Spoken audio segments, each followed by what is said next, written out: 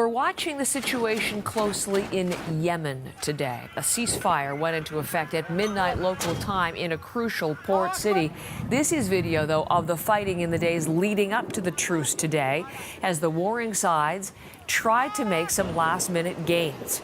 The ceasefire aimed at cooling nearly 4 years of civil war and averting an even greater humanitarian crisis. Briar Stewart is tracking the developments from our bureau in London today and has the latest on what's happening with this ceasefire. Good morning, Briar.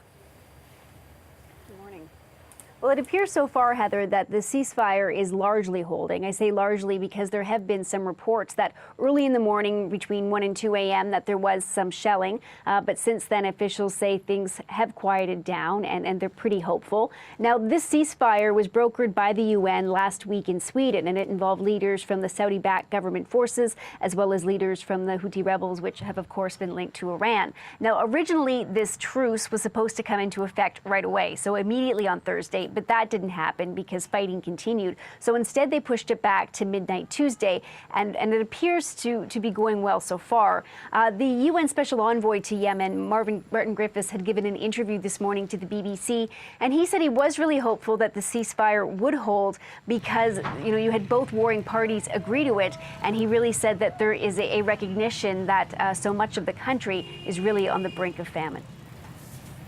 The United Nations trying to avoid a full-scale war. So tell us about the city itself and why it is so critical, not just to the country, but as to the strategy for stopping the hostilities and the fighting.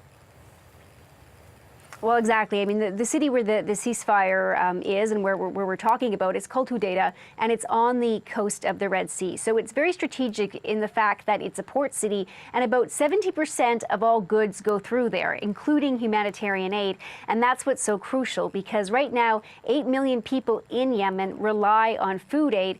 And what the UN has said is that if fighting does continue, by next year, 14 million people will rely on food aid. Well, that's about half of Yemen's population.